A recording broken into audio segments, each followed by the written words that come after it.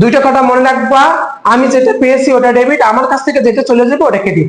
যদি এই দুইটা কথা মনে রাখতে পারো 95% জাবেদা একদম নিশ্চিত কমপ্লিট হয়ে যাবে।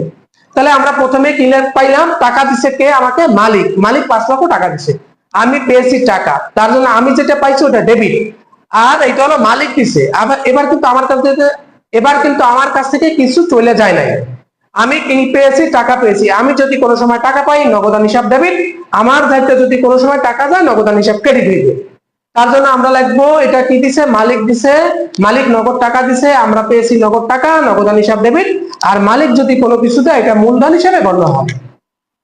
ডিসেম্বর 1 নগদান হিসাব ডেবিট, ডেবিট, আর এটা মূলধন হিসাবে গণ্য হয়। মালিক যদি কোনো কিছু দেয় মূলধন হিসাবে গণ্য হয়। মূলধন হিসাব ক্রেডিট, মূলধন হিসাব ক্রেডিট।